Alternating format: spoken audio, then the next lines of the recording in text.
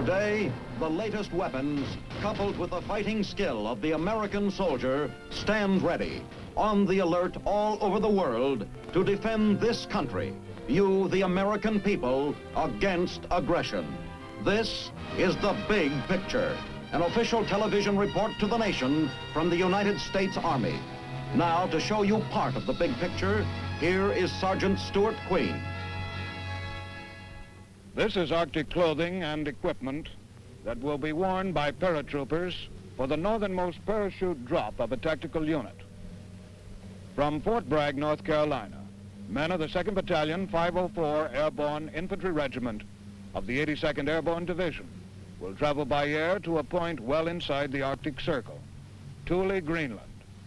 To cover the activities of this battalion combat team, we will accompany them to bring you on today's big picture, Exercise Arctic Night. The proud word hits you the moment you arrive, airborne. You see it in the signs that dot Fort Bragg, and on the uniform worn by a rugged breed of soldier whose motto is, anywhere, any place, any time. But when the announcement came that a battalion combat team from the 82nd Airborne Division would be airlifted to Greenland from Fort Bragg, even to a paratrooper, this was something special. A tactical jump and maneuver in the frozen Arctic, only 900 miles from the North Pole.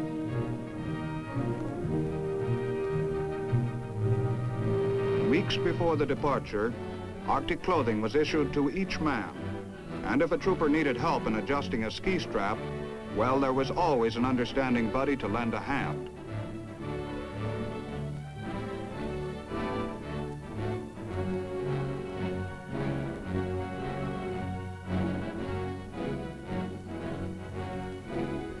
The specially issued clothing added up to a full wardrobe, designed by Army scientists and technicians for sub-zero temperatures. As departure time neared, frequent inspections were made to ensure that each soldier had every item and knew how to maintain it.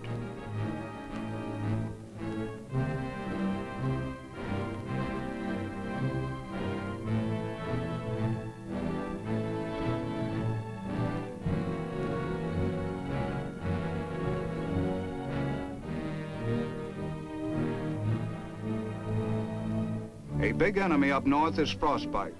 That's why Arctic mittens practically become part of your skin. You just seldom take them off. And this kind won't slow up a trigger finger either. From head to toe, from pile caps and fur-lined hoods to bare paw snowshoes, the paratroopers have the clothes for the move toward the North Pole.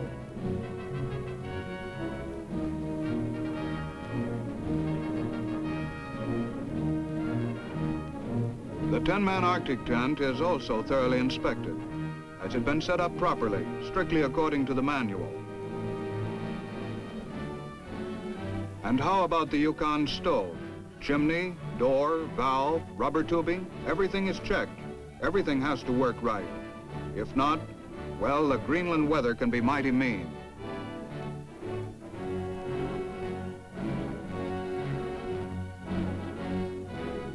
But outfitting the men for Arctic night was only a small part of the preparations. Especially in the frozen north, as the saying goes, clothes don't make the man. Training does. Training is the payoff. Classes were given in survival techniques. How do you stay alive when the temperature plummets down way below zero? How do you stay alive and fight? That was the question on everybody's mind. In case you all don't know it, North Carolina is not exactly ski country, but that doesn't stop a paratrooper from learning how to be mobile on ice and snow. A straw-covered parade field serves as a beginner's ski slope. Many of the men have never put on skis before.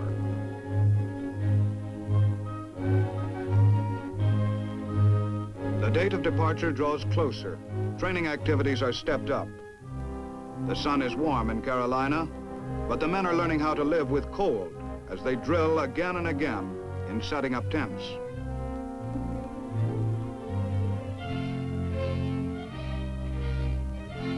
And installing the stoves which will keep those tents, if not as warm as toast, at least bearable, and the troops of the 82nd Airborne ask for no more.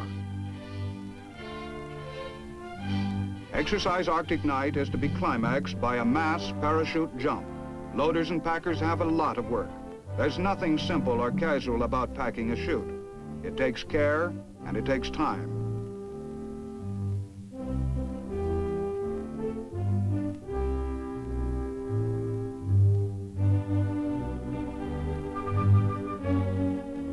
Since airdrops represent the only method of bringing in supplies quickly to an Arctic combat unit, many cargo chutes have to be made ready, along with those which will guide the troopers themselves safely down to earth.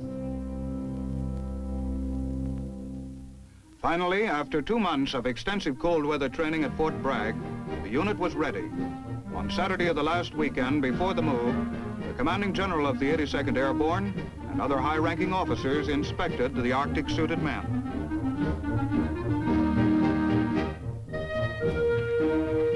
Every possible precaution had been taken to make certain each man and his equipment was ready for the big test.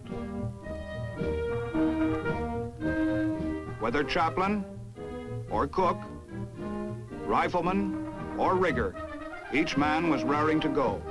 With colors flying, the officers and enlisted men of the 504 Airborne Infantry Regiment met the standards of the inspecting party.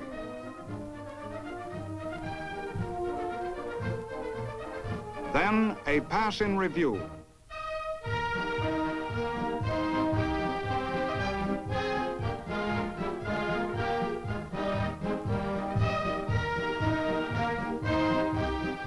As a band beat out the stirring march music, the men selected for Exercise Arctic Night paraded past the reviewing stand, a colorful climax to weeks of hard preparation.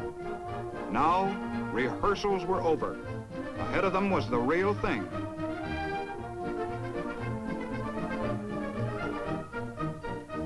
But there was still a last Sunday at Fort Bragg. Men like Battalion Sergeant Major W.J. Lewis took their families to church services as usual. Sergeant Lewis has served with the 82nd Airborne since March 1945, and up to the time of Arctic Night, had made over 151 jumps.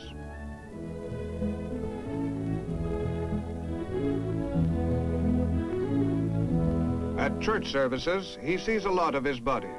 On duty or off, airborne soldiers tend to stick together.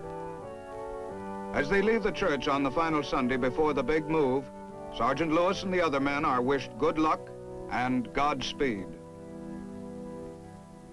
The morning of departure day. At Pope Air Force Base near Fort Bragg, the Arctic gear is loaded into the giant C-124 Globemasters that will air carry the men toward the North Pole.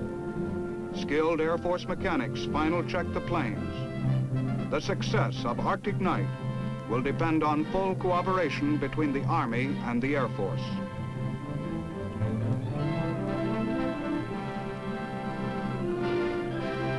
In the briefing room, pilots receive last-minute information on flight conditions. Our operations portion of the briefing. We'll now have Captain Bergen, a group navigator, cover our routes. Captain Bergen.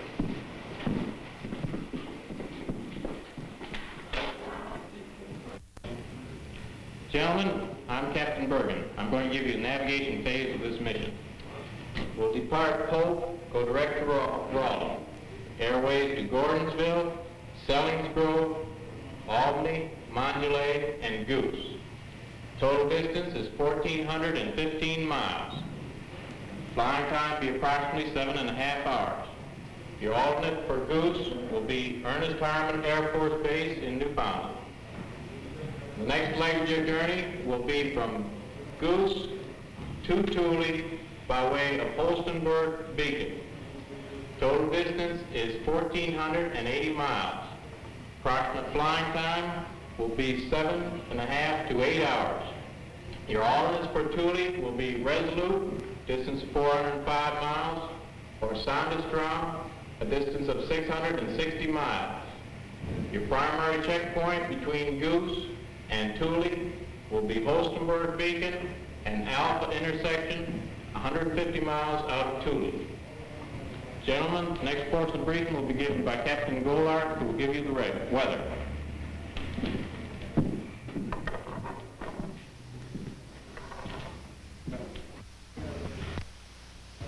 Departing Pope, the ceilings will be 1,000 to 2,000 feet.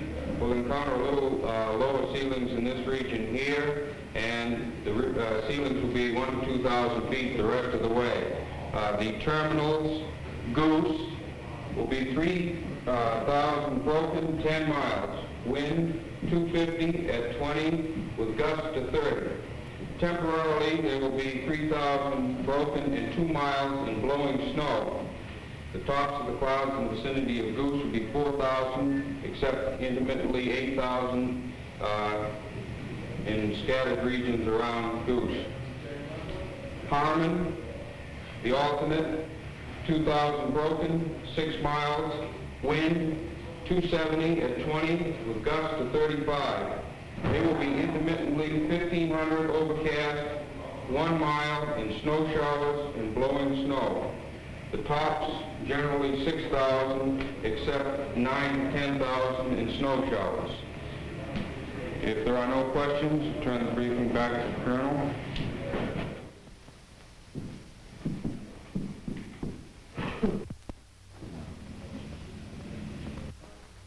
Do we have any questions on this briefing? No further questions. The briefing is dismissed.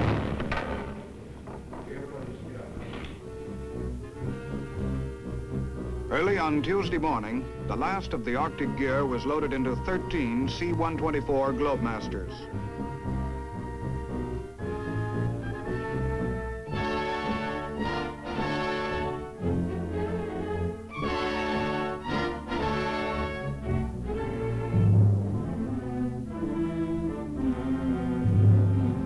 Then the 2nd Battalion boarded the planes, along with attached units of the 82nd Airborne Division pathfinders, medics, engineers, and parachute maintenance personnel.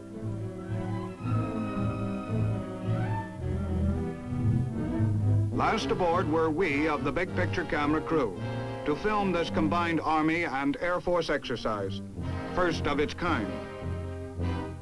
Loading hatches swing shut.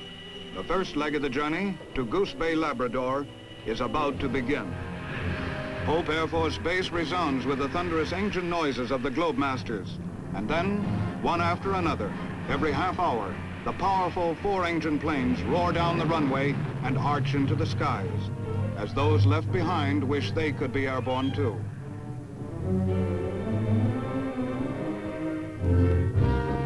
It takes approximately 8 hours of flying time from Port Bragg to Goose Bay, Labrador, and the planes plow through the clouds at a steady clip. Right on schedule, the planes nose down on the strip at Goose Air Base.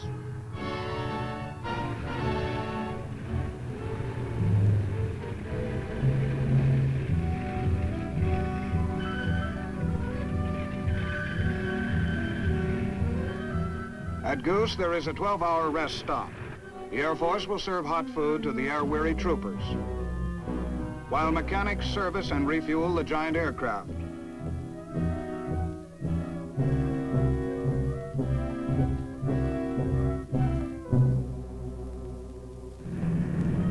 Then, in the air again, for the final 8-hour leg of the journey to Thule Air Base.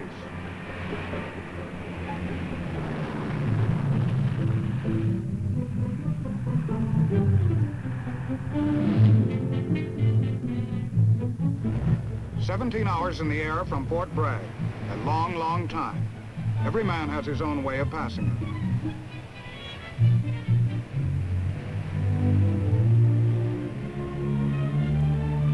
Up front, some see what the pilot sees, and the time and the miles move past. Some just sit and watch the world go by, and Thule gets closer and closer. Yes, 17 hours in the air is a long, long time. But sooner or later, the pilot edges the huge plane down from the skies, and the 3,500-mile journey from Bragg to Thule is over. Close to a sign specially made for the occasion, the Globemasters roll to a stop.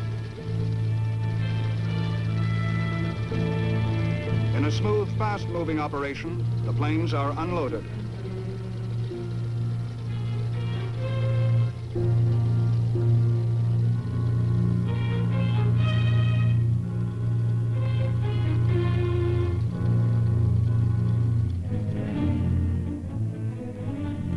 supplies and equipment are passed out to waiting trucks. And the men lose the kinks in their legs as they come off the plane. It's good to be on land again. Instead of the rugged, bleak place the troopers expected, they found Thule, an air base in Danish territory, to be a well-set-up installation with fine facilities.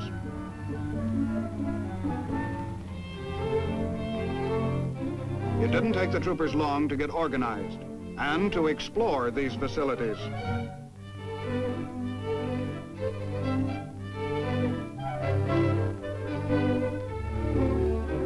And it didn't take them long to learn there were sliding ponds all over the place. But there wasn't much time for idle games. The battalion combat team plunged into intensive training for Arctic night. Skiing instruction again, but this time, the real thing. Within a matter of days, every trooper could handle himself like a veteran. In the shadows of the North Pole, skiing is no mere sport, but an efficient, practical method of rapid transportation.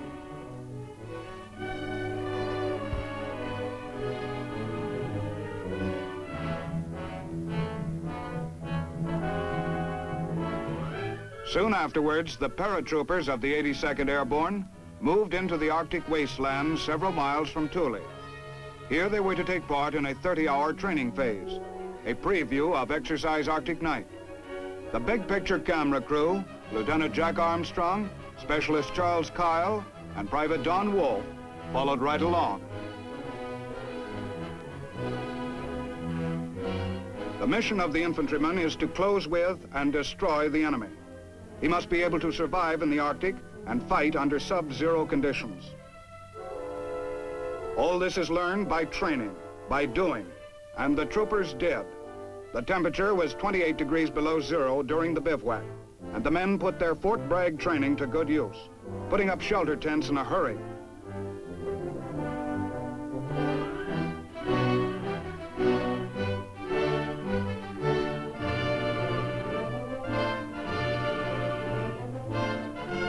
Once the hexagonal tent was up, the Yukon stove was deftly put together, and before long, the tent was a haven of warmth in a cold, cold world. But tents and stoves may not be available in actual combat. That's why the troopers learned how to take shelter in frigid ice caves and spent the night in self-built igloos. With axes, saws, and chisels, they attacked the hard-crusted snow. The idea was to dig snow caves as deep as the tallest man who was to occupy it.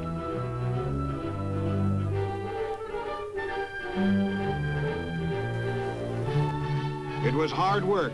After chiseling a sleeping shelf for each man on the sides of the cave, ice blocks were used for above-surface protection.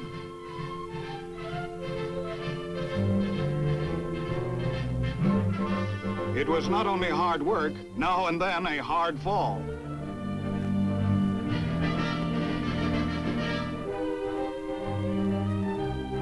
By early twilight, the last of the snow caves was finished. A chill wind blasted the hillside as the men of the 2nd Battalion buttoned in for the night. Temperature, 35 degrees below zero.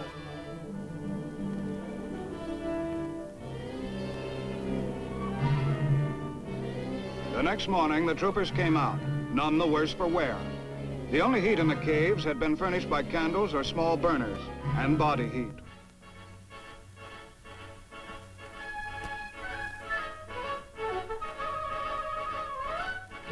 The bivouac was over. Tents were taken down.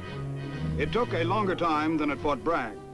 Work goes slowly in below zero temperatures where fatigue sets in very quickly.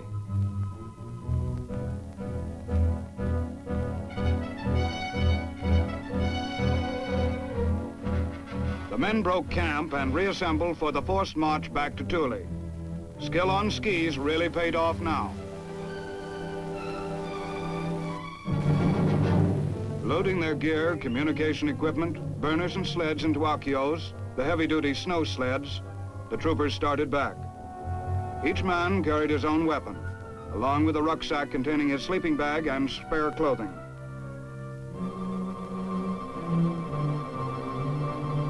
Although several Akios were towed by Army snow weasels, Most of the sleds were pushed across the polar terrain to Thule by hard-breathing troopers working in teams.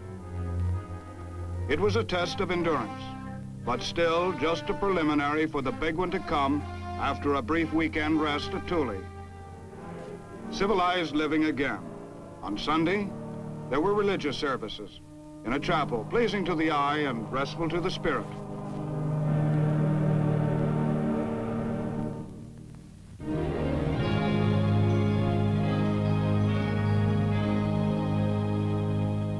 Sure, some stubborn troopers ate ice cream, but most of them would just as soon think of other things for a while, like a cowboy chase on TV.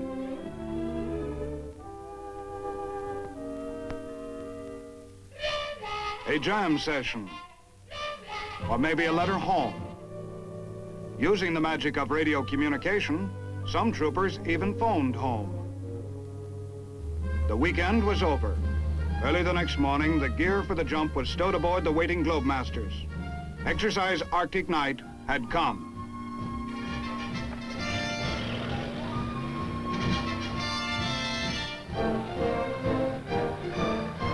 Arctic Night was designed to provide training under actual Arctic conditions. Commanders and key staff officers were briefed by the maneuver directors in a joint Air Force-Army meeting at Thule. Now, final arrangements were confirmed for the troop movement. Fighter support, drop interval, resupply, combat intelligence, and every other foreseeable factor. Not far away, another briefing. The Pathfinders, who lead the way into the drop zone, are given final instructions. Plans for assembling and recovering equipment on the ground are firmed up. The briefing over, each man goes aboard with his own gear. The time is 5 a.m. Dawn was still breaking as the paratroopers of the 82nd Airborne Division dropped on to an iced-over bay near Thule, in the largest tactical drop ever made this far north, less than 900 miles from the North Pole. The Pathfinders were the first to land. And minutes later, when the main wave of Globemasters arrived over the drop zone, the 40-degree below air was full of silk.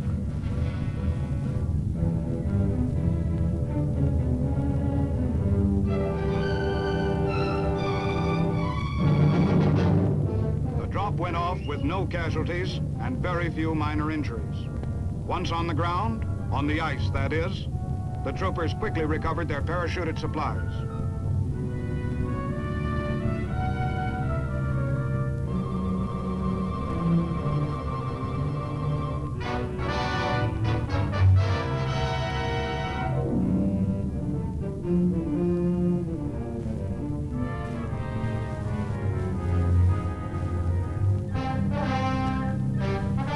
The jump is only the beginning. They move into an attack against a simulated enemy base X. All the training at Fort Bragg, all the 2 weeks of rugged duty at Thule, pays off for the men as the miles of freezing polar surface move past under their feet. Not always are they on their feet.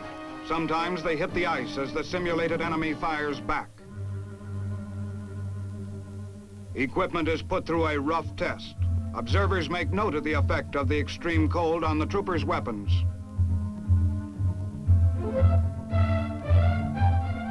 Some guns worked sluggishly at first. Priceless experience was gained in learning how to adjust weapons to weather as the paratroopers moved forward to capture enemy base X. By twilight, breath on their faces frozen into a fine spray, the exercise was over, and the troopers marched wearily back into Thule.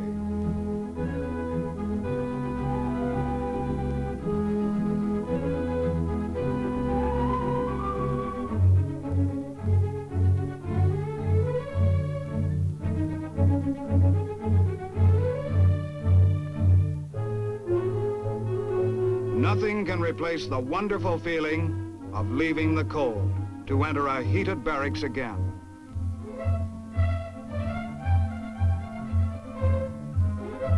After cleaning their weapons and restoring the shine to their mess gear, the troopers relaxed with a magazine, a pillow, or just to compare blisters.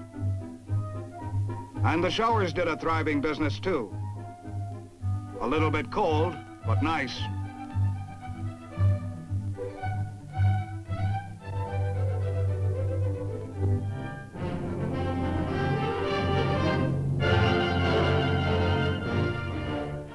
The next day, Sergeant Lewis, with his buddies of Arctic Night, received the traditional Blue Nose Certificate for Arctic service from Lieutenant General Glenn O'Barkus, Commander-in-Chief, United States Northeast Command. Then a detailed critique, a review of the important lessons of Arctic Night, before the Globemasters went aloft again for the trip back to Bragg. Yes, that proud trooper motto, anywhere, any place, any time, had proven itself. No wonder morale was as high as the plains, heading them south toward home.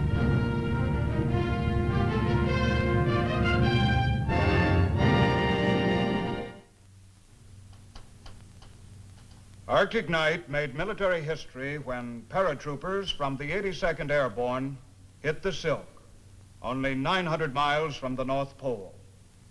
The first tactical jump inside the Arctic Circle.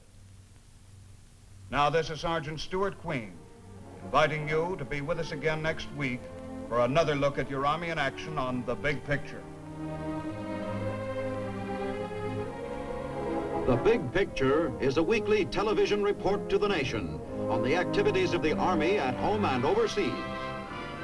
Produced by the Army Pictorial Center, presented by the United States Army in cooperation with this station.